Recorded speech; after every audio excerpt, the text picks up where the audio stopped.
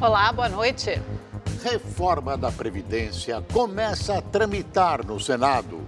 Comissão de Constituição e Justiça inicia debates para as novas regras. No Piauí, presidente Bolsonaro volta a criticar a vitória da oposição nas eleições primárias da Argentina. E você vai ver também. Antônio Palocci, ex-ministro do governo Lula, diz em novo depoimento que o PT recebeu mais de 270 bilhões de reais para campanhas eleitorais em troca de favores de empresários. Após derrota nas eleições primárias, presidente argentino Maurício Macri anuncia pacote econômico. Manifestação contra o governo paraguaio fecha a ponte da amizade que liga Brasil ao país. Houve confronto com a polícia. E um acidente assustador em Goiânia. Homem sentado na frente de um bar é atingido pela roda de um carro. Essas e outras notícias você acompanha em instantes no Rede TV News.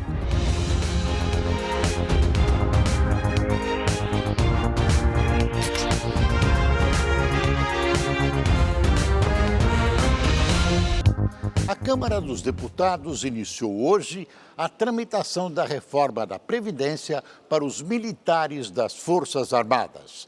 O projeto prevê uma economia de 10 bilhões de reais em 10 anos.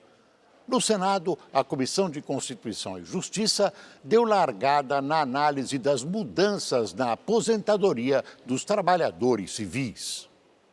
A CCJ do Senado discutiu os pedidos dos parlamentares para a realização de audiências públicas de debate da reforma. O primeiro a ser ouvido será o secretário especial da Previdência, Rogério Marinho. Existe ainda a possibilidade do ministro da Economia, Paulo Guedes, participar de uma sessão especial no plenário para debater a matéria. A minha disposição é ouvir de coração e mente aberta a todas as audiências públicas e as sugestões e emendas dos senadores. E daí formar a convicção, sempre com o propósito fechado de manter o coração da proposta que veio da Câmara para que ela seja promulgada imediatamente. Enquanto isso, do outro lado do Congresso, a Câmara dos Deputados iniciou a tramitação da reforma da Previdência para os militares das Forças Armadas. O texto foi entregue à Câmara em março deste ano pelo próprio presidente Jair Bolsonaro. A proposta só foi encaminhada depois de muita pressão dos parlamentares para que os militares das Forças Armadas também fossem atingidos pela reforma da Previdência. Mas desde então, o projeto estava parado. Só hoje, numa reunião com maioria de militares entre os presentes, é que foi instalada a comissão especial que vai discutir a proposta. O deputado José Priante, do MDB do Pará, foi eleito presidente do colegiado e Vinícius Carvalho, do PRB de São Paulo, foi designado relator. Saiba que estaremos prontos a ouvir, sempre, todos. Meu papel aqui é ouvir para fazermos o juízo de valor necessário para podermos fazer justiça. A tramitação vai começar com as audiências públicas e o primeiro a ser ouvido deve ser o ministro da Defesa, Fernando Azevedo e Silva. A proposta aumenta gradativamente a contribuição previdenciária dos militares de 7,5% para 10,5% até 2022. O tempo mínimo de trabalho militar também aumentou, de 30 para 35 anos. A idade mínima para aposentadoria, que hoje é de 44 a 66 anos, pela proposta, passará a ser de 50 a 70 anos. A economia prevista com as mudanças é de 97 bilhões de reais em 10 anos. Mas a proposta também prevê uma reestruturação das carreiras, que vai custar 86 bilhões. Com isso, a economia final ficou reduzida a aproximadamente 10 bilhões de reais. Uma negociação que começou durante a votação na Câmara da reforma da Previdência dos Trabalhadores Civis e que vai continuar agora é sobre regras especiais de aposentadoria para policiais e bombeiros militares. O objetivo da bancada da Segurança Pública, que representa esses profissionais, é incluí-los nas mesmas regras dos integrantes das Forças Armadas. As polícias dos estados, numa situação constrangedoras, enganadas e se sentindo traídas pelo governo Bolsonaro, que prometeu uma coisa e entregou outra. E agora estão todos aqui tentando correr atrás do prejuízo num debate que vai discutir a questão das Forças Armadas do país. Militares das Forças Armadas, policiais e bombeiros, obviamente, são categorias diferenciadas de trabalhadores, mas precisam, como todos nós, estar presentes, dar o seu quinhão nessa reforma da Previdência.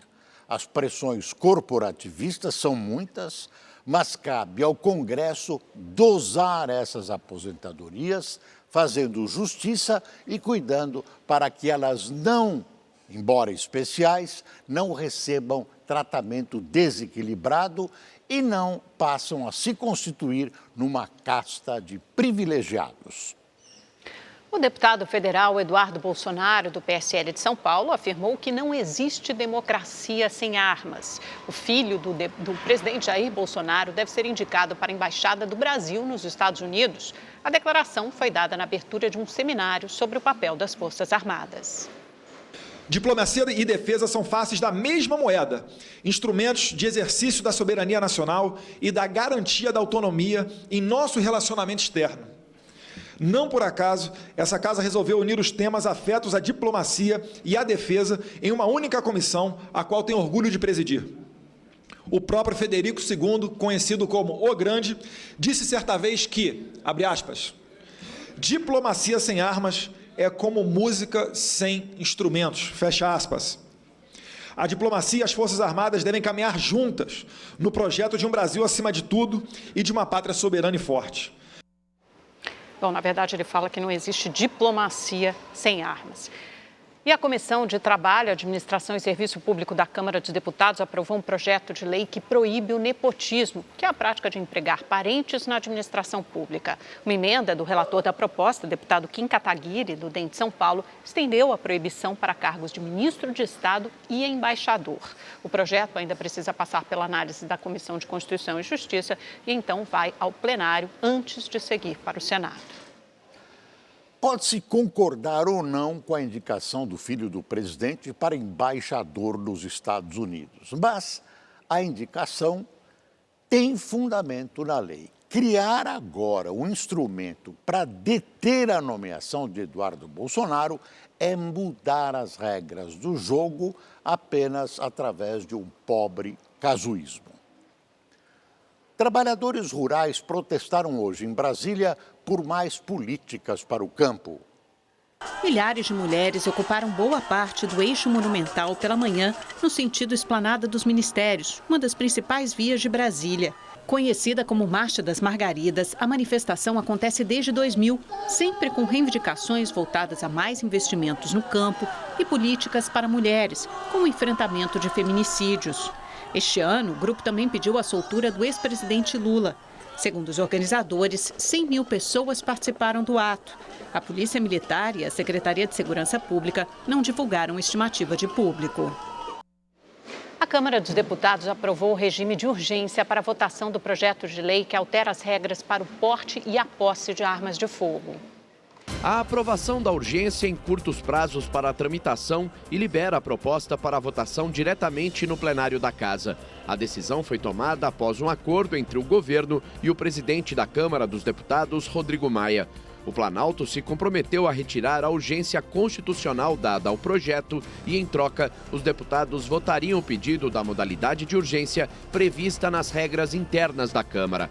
A mudança permitiu a liberação da pauta do plenário, já que a urgência determinada pelo Poder Executivo impedia a votação de projetos. O Conselho de Ética da Câmara dos Deputados abriu um processo para apurar se a deputada Maria do Rosário, do PT do Rio Grande do Sul, cometeu quebra de decoro parlamentar. O PSL, partido do presidente Jair Bolsonaro, acusa Rosário de ter empurrado outros deputados durante a sessão em que o ministro da Educação, Abraham Weintraub, esclareceu os cortes na pasta. O processo pode levar à cassação de Maria do Rosário. A parlamentar nega as acusações e se diz vítima de perseguição. A Câmara dos Deputados analisa, neste momento, os chamados destaques, ou seja, sugestões de mudanças no texto base da medida provisória da liberdade econômica. Nós vamos ao vivo a Brasília com a repórter Renata Teodoro. Boa noite, Renata. Como é que está essa votação?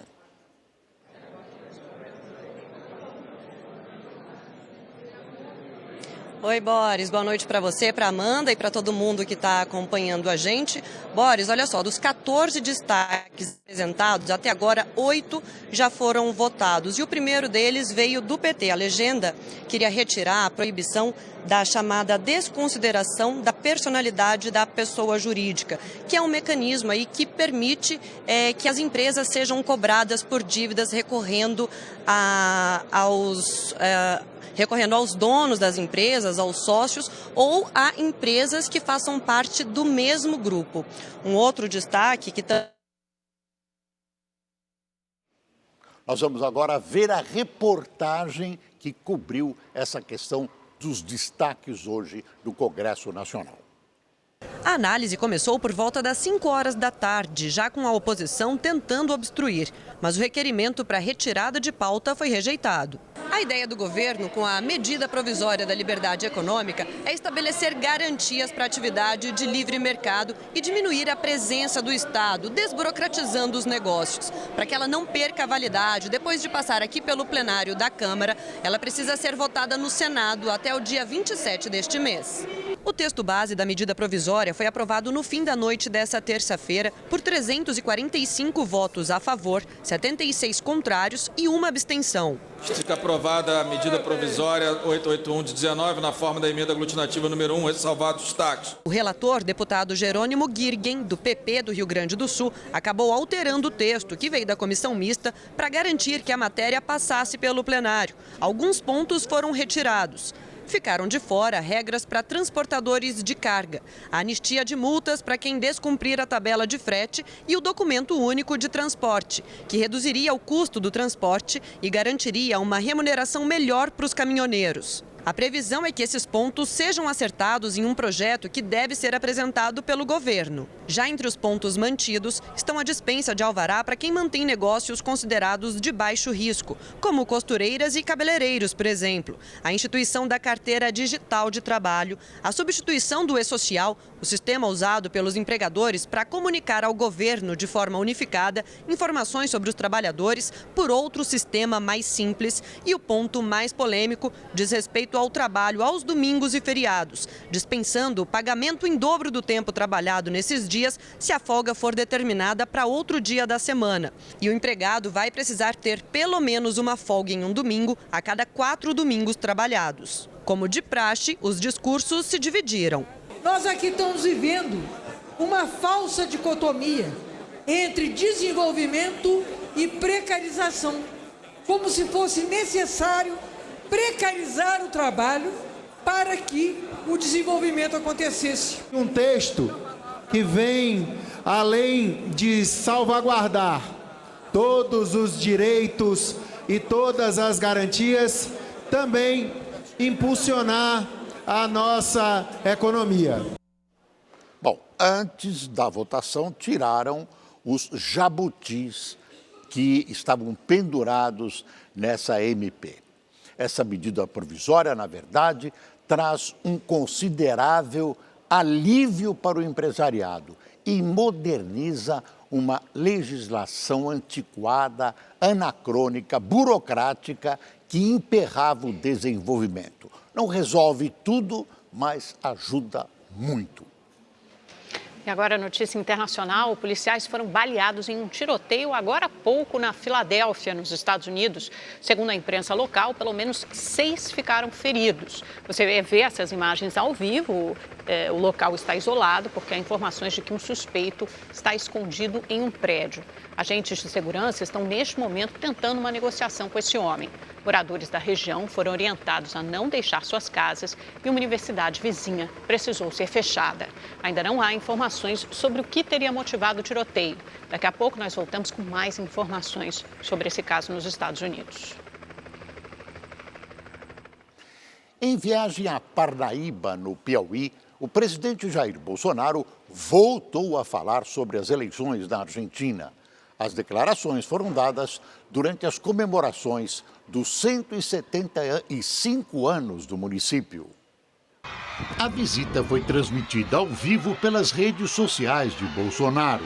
Ao lado do prefeito de Parnaíba, o Mão Santa, do Solidariedade, o presidente cumprimentou eleitores e foi ovacionado por uma multidão. Em discurso durante o evento, sem citar nomes, Bolsonaro fez críticas a governadores. Alguns governadores querendo separar o Nordeste do Brasil, esses cabras estão no caminho errado. O caminho do Brasil é um só. O Monsanto me disse agora há pouco que nós vamos acabar com o cocô no Brasil. O cocô é essa raça de corrupto e comunista. Nas próximas eleições nós vamos varrer essa turma vermelha do Brasil. Jair Bolsonaro também voltou a criticar a vitória da chapa formada por Alberto Fernandes e Cristina Kirchner nas eleições primárias na Argentina. Olha o que está acontecendo na Argentina agora. A Argentina está mergulhando num caos. A Argentina começa a trilhar o rumo da Venezuela, porque nas primárias, bandidos de esquerda começaram a voltar ao poder. Essas colocações agudas do presidente Bolsonaro sobre um eventual possível futuro governo na Argentina podem criar um fosso entre os dois países que hoje mantêm uma amizade e um intenso comércio.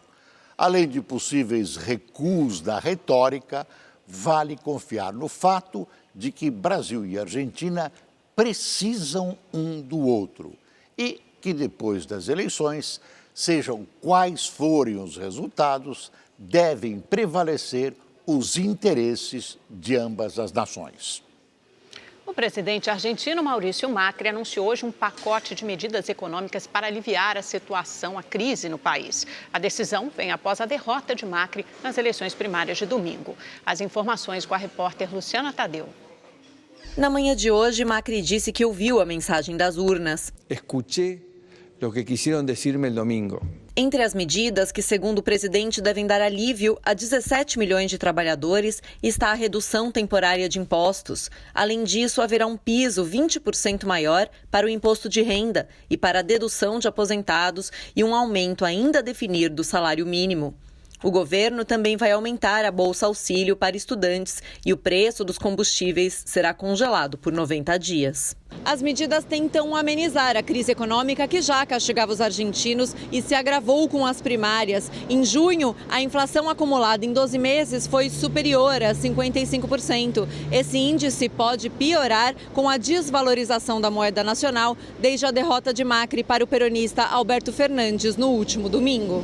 O presidente argentino assumiu a responsabilidade pela derrota e pediu desculpas pelas declarações da última segunda, quando atribuiu o descontrole do mercado financeiro à vitória do kirchnerismo. Quero pedirles desculpas por lo que dije na conferência de lunes.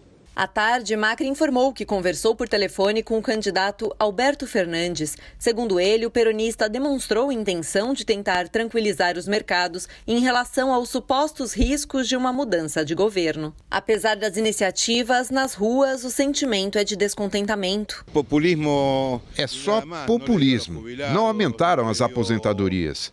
Isso é só para a classe média. Acho que eles demoraram muito para tomar medidas, mas falta pouco. Eles já vão embora e espero que venha a prosperidade para o nosso povo. Luciana Tadeu, de Buenos Aires, para o Rede TV News.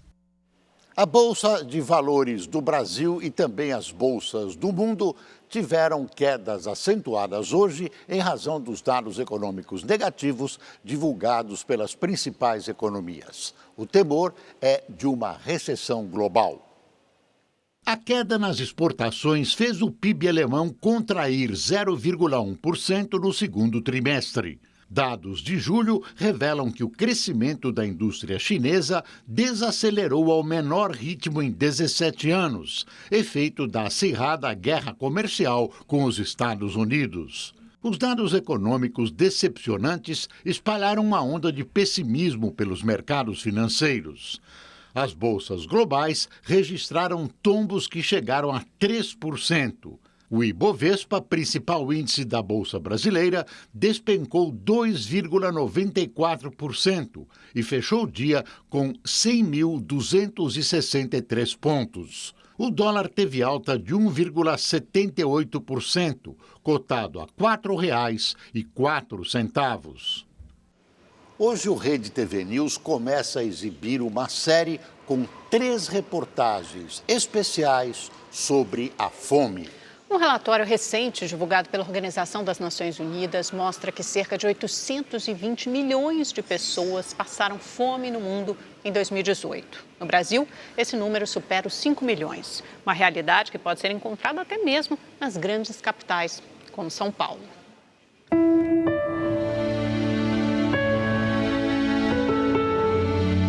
Tem vezes que eles acordam e falam: mãe, o que tem para comer hoje? Né, para mim ir para a escola, que estudam de manhã. Fala: filha, você vai ter que esperar a merenda, porque não tem nada para mãe te dar. Meu filho fala: mãe, eu quero leite. Nem leite eu posso dar todo dia para eles.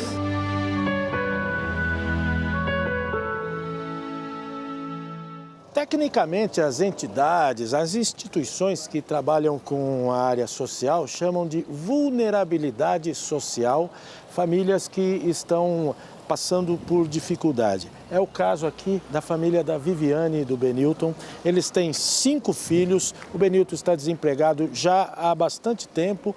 Ele trabalhou até abril em praticamente um subemprego onde ganhava em torno de R$400.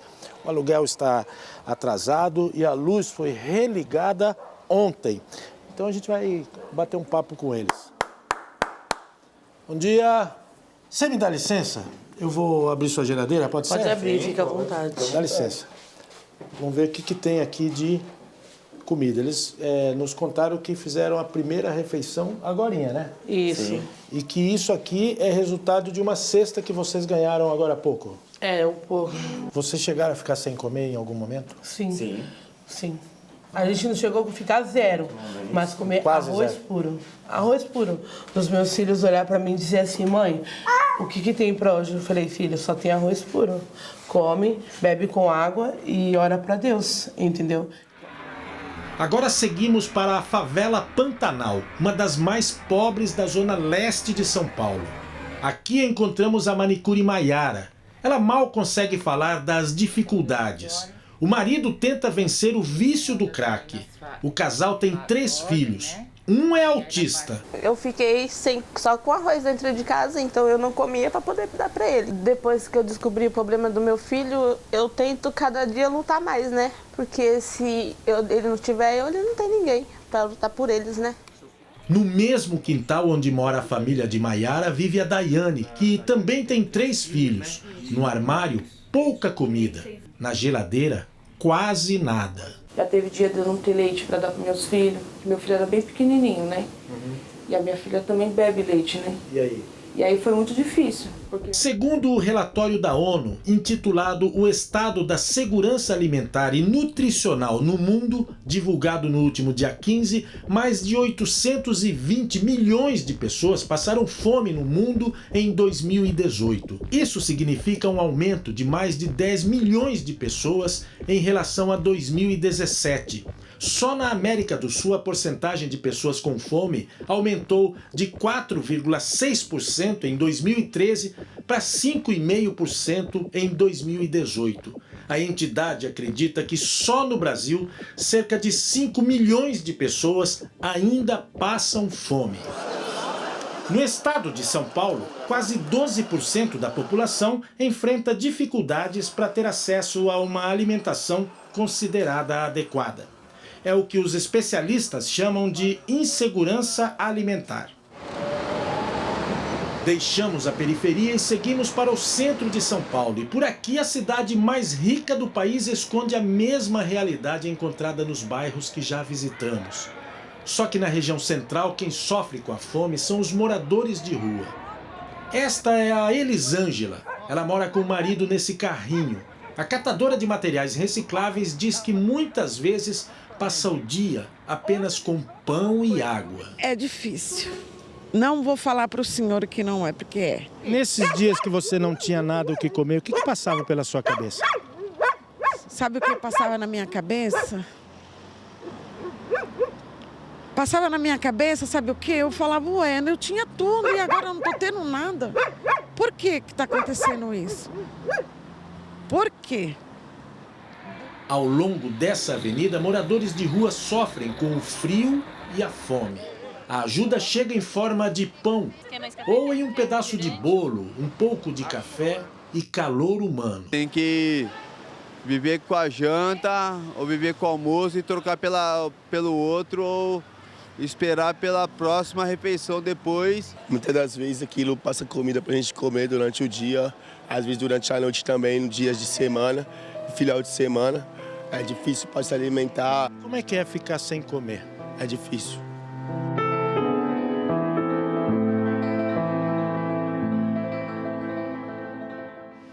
E amanhã, na segunda reportagem da série, você vai conhecer iniciativas que ajudam a levar uma alimentação adequada a quem mais precisa. Tudo isso reaproveitando alimentos que seriam desperdiçados. A falta de medicamentos na rede pública em Minas Gerais coloca em risco a vida de pacientes transplantados e também os portadores de uma doença que não tem cura. O João tem 17 anos e desde que nasceu convive com uma doença genética, a fibrose cística. Ele depende de vários remédios fornecidos pelo SUS e muitos estão em falta. Essa medicação é muito importante e não estou recebendo alta devido a essas medicações, entendeu? Há 5 anos, o Vanderly também descobriu a mesma doença. Hoje, ele está sem os antibióticos que precisa. Eu já necessitei de trocar de antibiótico por 3 vezes, tentando suprir essa necessidade minha, porque eu preciso usar o medicamento todos os dias. Eu já estou sem o antibiótico há 1 mês. Então a gente está correndo o risco de ser hospitalizado. A Caroline tem 2 anos e já ficou internada 15 vezes por causa das complicações da fibrose. Minha filha só alimenta através da sonda. Se faltar a dieta dela, que é o leite próprio para ela, o que eu vou dar para alimento para ela? A vida dela corre risco. Em Minas Gerais, são 600 pessoas diagnosticadas, mas a estimativa é de que 2.000 têm a doença e não sabem. A fibrose cística não é contagiosa e não tem cura. O problema é que dos 50 medicamentos usados pelos pacientes, 39 estão em falta. Sem esses medicamentos, esses pacientes eles são internados com frequência, de maneira recorrente, têm um estado de saúde degradado de forma severa e muito rápido, podendo vir a óbito. Uma audiência em Belo Horizonte também discutiu a falta de remédios para pacientes transplantados. Da lista de 219 medicamentos, 70 chegaram a ficar zerados nos estoques. A Gilma recebeu um novo rim há 2 anos e não tem condições de pagar o tratamento. Eu tomo 180 comprimidos por mês. Eu teria que gastar quase R$4.000. Eu não tenho condições. Uma pessoa que eu não ganho isso. O secretário de Saúde de Minas Gerais garante que a situação está sendo regularizada. Não deve haver mais nenhuma falta, nenhum atraso significativo. Casos pontuais, isso sempre vai acontecer porque o Estado ele tem uma dimensão de um país, né? Não é de se esperar que daqui para frente venha a faltar medicamento. Claudiana passou pelo mais difícil, conseguir um doador compatível. Agora ela luta pelo básico, o direito de receber o tratamento para evitar a rejeição do órgão. Aí agora que eu consegui transplantar e eu perder meu rim, por falta de medicamento, é muito complicado. Não se trata de esmola nem de favor. A população paga impostos escorchantes e tem o direito a essa assistência médica. E os governos têm a obrigação de fornecer. Isso é uma vergonha. Em novo depoimento, Antônio Palocci, ex-ministro do PT, diz que o partido recebeu mais de 270 milhões de reais para suas campanhas entre os anos de 2002 e 2014, em troca de favores recebidos por empresas e grupos empresariais. As informações foram divulgadas hoje pela revista Veja em seu site. Segundo o blog Radar, Palocci teria envolvido 12 políticos e 16 empresas em sua delação. O total de transações suspeitas pode chegar a mais de 330 milhões de reais. A maior parte teria sido destinada ao Partido dos Trabalhadores. Atualmente, Palocci cumpre pena em casa, condenado por corrupção passiva e lavagem de dinheiro. Na delação, o ex-ministro do PT associa cada doação a um benefício específico às empresas envolvidas. Essas vantagens vão desde a obtenção de linhas de crédito até pagamento de tributos menores. Palocci teria citado também o repasse de 3,5 milhões de reais feito pelo ditador líbio Muammar Gaddafi, morto em 2011, para a campanha de 2002 do ex-presidente Lula. Em sua delação, Palocci ainda relata uma possível operação do PT para enterrar a Operação Castelo de Areia. Segundo ele, essa manobra do Partido dos Trabalhadores rendeu 50 milhões de reais em propinas pagas pela Camargo Correia na forma de doação eleitoral para as campanhas de Dilma Rousseff em 2010 e para a atual presidente do partido, Gleisi Hoffmann. Palocci relatou ainda repasses ilegais em 2010, na forma de doações eleitorais, para os petistas Fernando Pimentel, Tião Viana e para o ex-senador Lindbergh Farias. Em nota, o PT disse que nada que Palocci diga sobre o partido tem credibilidade e que mensagens divulgadas pelo site The Intercept Brasil já colocaram em descrédito a delação do ex-petista. Procuramos as defesas de Fernando Pimentel, Gleisi Hoffmann, Tião Viana, da ex-presidente Dilma, do ex-senador Lindbergh Farias e também do ex-presidente Lula. Mas até o fechamento desta edição do Rede TV News, desta reportagem, não obtivemos resposta. Palocci, é claro, vai ter que comprovar tudo o que está delatando. E é claro que o PT tenta, de todas as maneiras, desacreditar o antigo tsar do partido. Mas o faz de saia justa, porque todos sabemos que os dinheiros do PT e do governo giravam em torno de Palocci. Claro, isso agrava a situação de Lula, que certamente, muito provavelmente, não desconhecia esse panorama de corrupção. Um homem de muletas foi atingido pela roda de um carro em movimento em Goiânia. A imagem é impressionante. O homem de 39 anos estava sentado e conversava com outras pessoas. De repente, um carro em alta velocidade perde o controle e a roda se solta, atingindo a cadeira da vítima. Veja de novo. O acidente aconteceu no dia 1º de agosto, mas somente agora as imagens foram divulgadas. O homem foi levado ao hospital e teve alta 8 dias depois. Não há informações sobre o motorista do veículo. A polícia indiciou os 2 filhos da deputada federal Flor de Lis pela morte do pastor Anderson do Carmo. Flávio dos Santos Rodrigues e Lucas César dos Santos de Souza foram indiciados pelo crime de homicídio qualificado. O inquérito foi entregue hoje ao Ministério Público Estadual. De acordo com a delegada Bárbara Lomba, o documento também pede a prisão preventiva deles. Flávio e Lucas são apontados pela polícia como os principais suspeitos do crime que aconteceu no dia 16 de junho em Niterói, na região metropolitana do Rio. Na época, eles tiveram a prisão temporária de 30 dias decretada pela Justiça. Segundo a polícia, o inquérito foi desmembrado e agora será dado início à segunda fase da investigação para identificar a participação de possíveis coautores do crime. 10 homens foram presos suspeitos de guardar e compartilhar imagens de pedofilia em Goiás. A polícia cumpriu 18 mandados de busca e apreensão em 8 cidades de Goiás após 4 meses de investigação. 10 suspeitos foram presos, alguns em flagrante.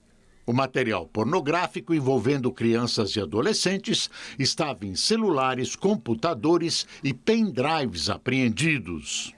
A maior parte desses autores, eles baixam esses arquivos, eles compartilham durante a madrugada, no momento que os demais membros da família estão dormindo, então muitas vezes eles não têm conhecimento dessas práticas ilícitas. Entre os presos está um professor de futebol. Esta foi a segunda fase da Operação Meu Zeloso Guardador. Em outubro do ano passado, na primeira etapa, foram presos 28 homens. Os presos vão responder pelos crimes de posse e compartilhamento de material pornográfico infanto-juvenil. Uma jovem morreu baleada depois de ficar no fogo cruzado entre policiais e criminosos. Ela carregava o filho no colo, que também foi atingido. Desde sexta-feira, 6 jovens morreram vítimas de bala perdida em confrontos.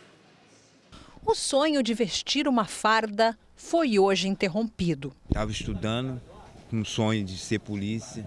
Eu ainda perguntei se era realmente o que ela queria. Foi tirada a vida do nada por policiais que não teve preparo nenhum. Ela com a criança no colo, foi alvejada com 10 tiros. Bala perdida não é 10 tiros. Passou de 2 tiros para minha execução. Margarete Teixeira, de 17 anos, ia para a igreja quando se viu no meio do fogo cruzado. O filho de 1 ano e 10 meses, que estava no colo dela, levou um tiro de raspão no pé. Margarete morreu a caminho do hospital. O bebê está internado em estado estável. A polícia disse que fazia uma operação na comunidade do 48, em Bangu, na zona oeste do Rio, e que foi atacada por criminosos armados. No confronto, 2 suspeitos morreram. Foram apreendidas armas e munições. Eu pergunto ao seu governador, se for possível, será que a minha sobrinha tem culpa de, na favela, na comunidade onde ela mora, ter armas? Será que meu sobrinho, filho dela, teria culpa disso tudo? Independente de ter quantas pessoas tiver na rua, eles têm que chegar atirando porque viu uma pessoa armada? A morte de Margarete engrossa uma triste estatística. Nos últimos 5 dias, 6 pessoas morreram vítimas da violência no Rio de Janeiro. Todos jovens entre 16 e 21 anos que morreram durante confrontos entre policiais e criminosos. Gabriel Alves, Diogo Costa, Henrico Menezes, Tiago Freitas, Lucas Costa e Margarete Teixeira, jovens vítimas da guerra que parece não ter fim.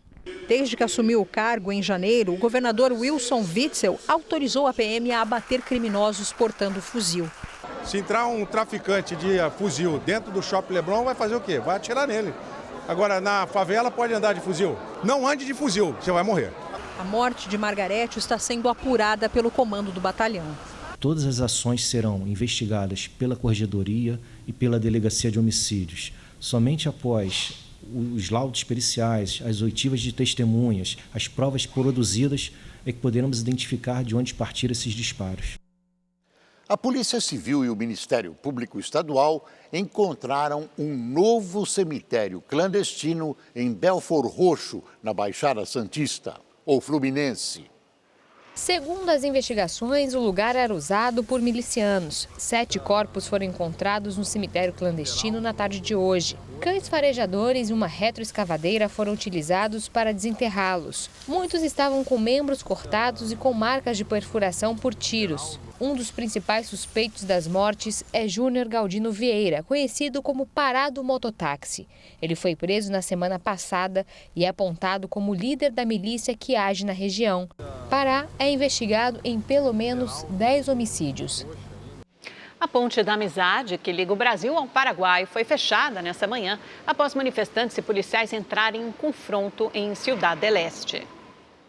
Na cidade paraguaia, um grupo de pessoas pedia a saída do presidente Mário Abdo Benítez.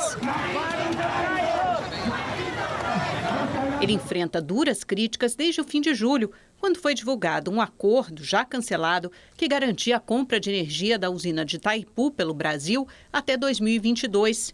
Ele chegou a ser ameaçado de impeachment. Por conta dos protestos, vários comércios em Ciudad del Este ficaram fechados hoje. O confronto começou quando policiais tentaram liberar o caminho para a saída de caminhões do Paraguai para o Brasil. Alguns manifestantes jogaram pedras e os policiais revidaram com bombas de gás lacrimogêneo e tiros de balas de borracha. Segundo a imprensa paraguaia, há vários feridos. O trânsito no local ficou bloqueado por cerca de 1 hora. Após 2 dias de voos cancelados, hoje o aeroporto de Hong Kong reabriu, mas registrou atrasos. Durante a madrugada, houve confronto em mais uma manifestação nas ruas. Os detalhes com o correspondente Marcelo Espíndola. As cenas de violência continuam, apenas mudam de endereço. No bairro de Chanchuipo, manifestantes e policiais voltaram a se enfrentar perto de uma delegacia. A tropa de choque lançou bombas de gás lacrimogêneo e avançou sobre o grupo. Em meio à manifestação, estes jovens colocaram fogo em papéis durante um ritual que celebra os ancestrais. O ato foi apontado como uma estratégia, já que pela lei da cidade, encontros religiosos não precisam de permissão da polícia. Ontem, o conflito no aeroporto internacional de Hong Kong terminou com 5 pessoas presas, 272 voos cancelados e cerca de 55 mil passageiros afetados. 21 países e regiões emitiram um alerta aos cidadãos que viajavam para o centro financeiro.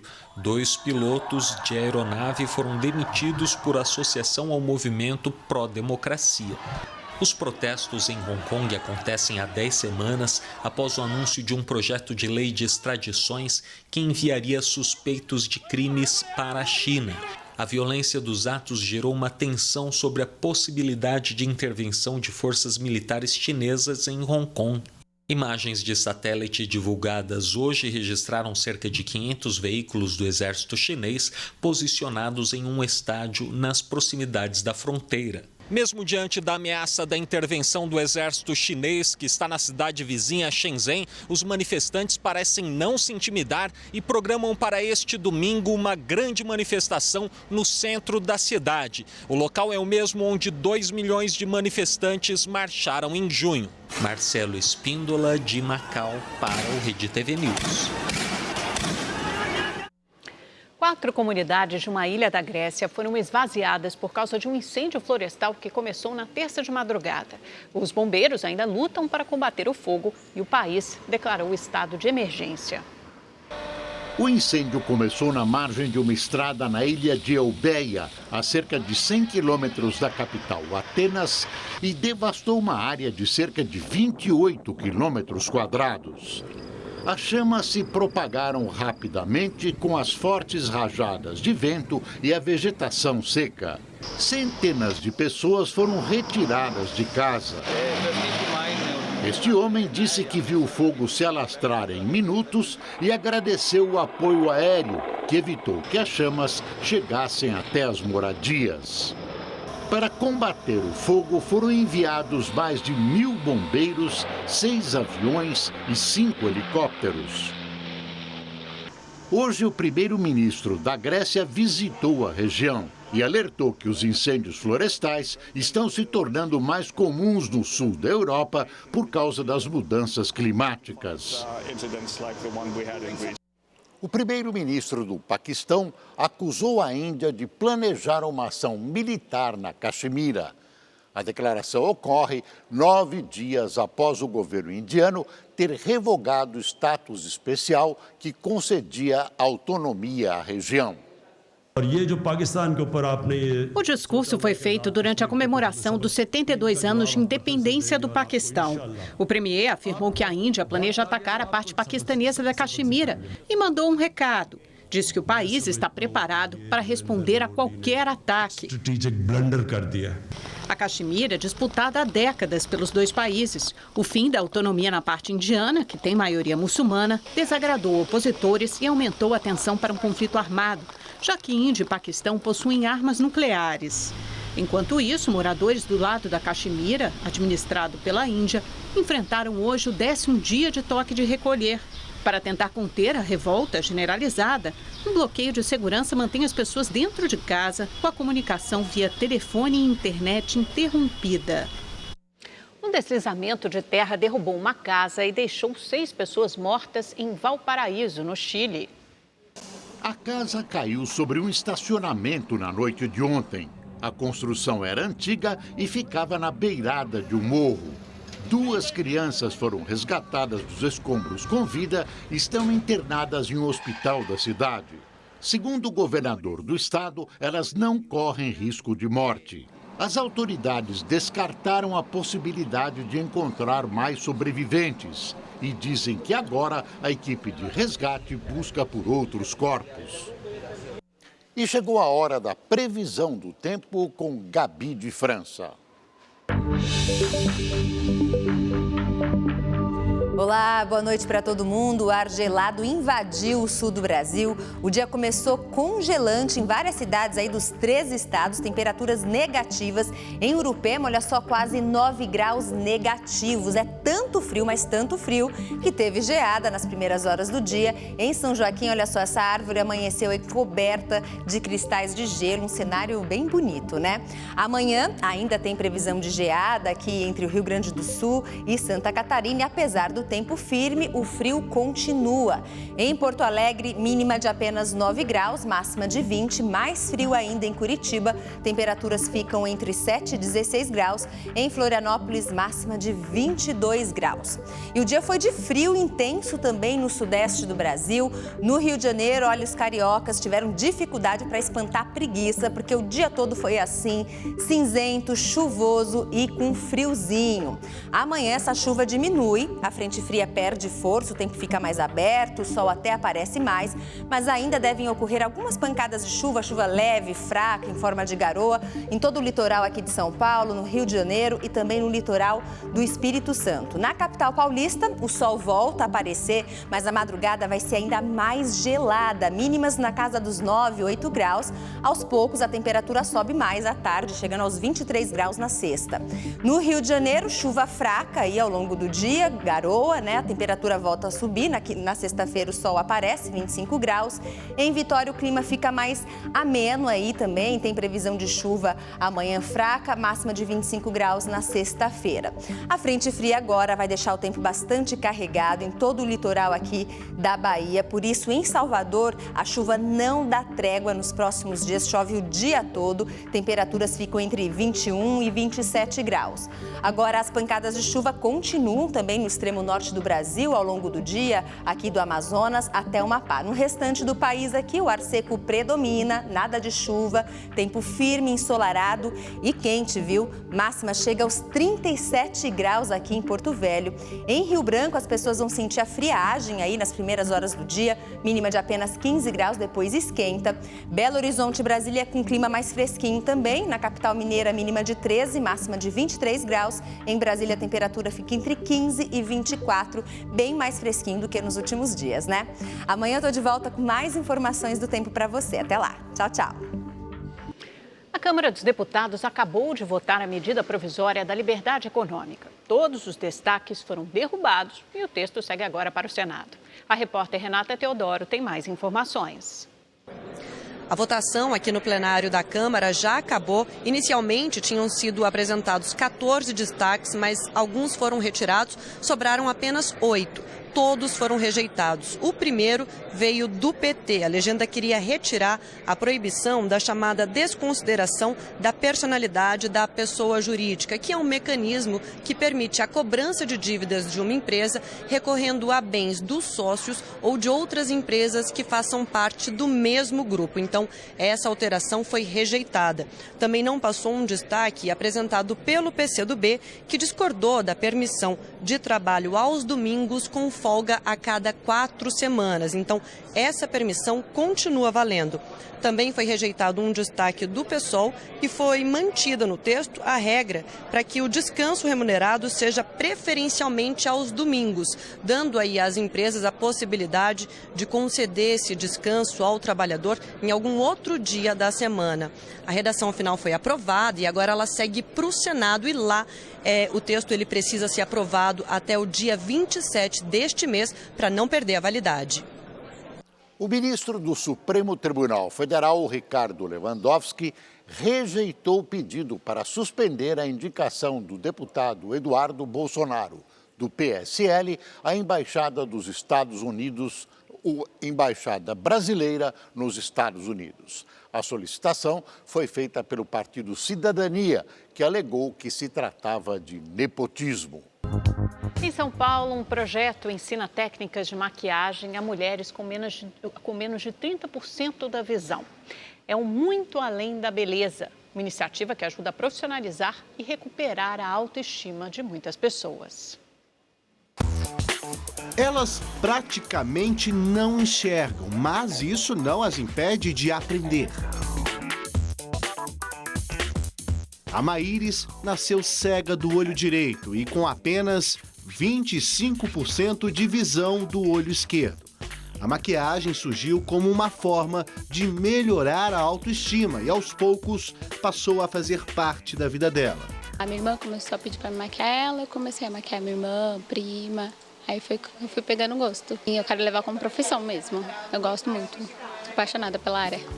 Maíris e as colegas fazem parte do projeto Muito Além da Beleza, que tem como objetivo capacitar as alunas a trabalharem profissionalmente como maquiadoras. Vai melhorar minha vida pra caramba, né? E tipo assim, a autoestima minha já elevou bastante e ajudar outras pessoas que nunca conseguiram se maquiar também. Ela tá maquiando direitinho? Perfeito. Tá gostando? Tô orgulhosa de todas elas. A professora é a maquiadora e diretora artística Chloé, que já participa do projeto desde o início, há 4 anos. Algumas coisas a gente está adaptando mesmo, assim, com relação à identificação de cores, né? Elas usam mais o tato para identificar a textura, elas precisam, de repente, de uma luz específica ou de uma lupa para identificar certas coisas, né? Então, a gente está sempre adaptando de acordo com a necessidade que a gente vai sentindo delas. Aqui todas as alunas têm menos de 30% de visão. Após as instruções, elas formam duplas e uma vai maquiando a outra. Para facilitar, elas utilizam um aplicativo de celular que funciona como uma lupa. O curso dura 1 mês, 2 vezes por semana. Dias, com certeza, de muito aprendizado. Por enquanto, ainda pode errar, mas quando estiverem aptas ao mercado de trabalho, não tem desculpa.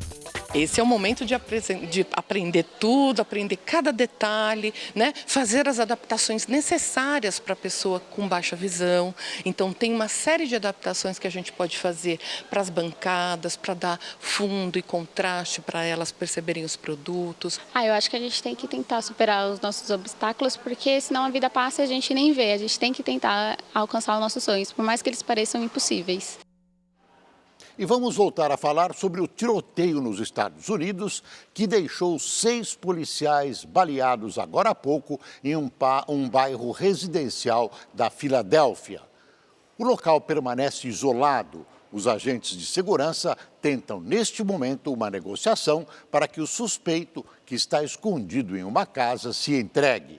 O estado de saúde dos policiais baleados ainda não foi divulgado. O Rede TV News fica por aqui. Boa noite. Boa noite e até amanhã.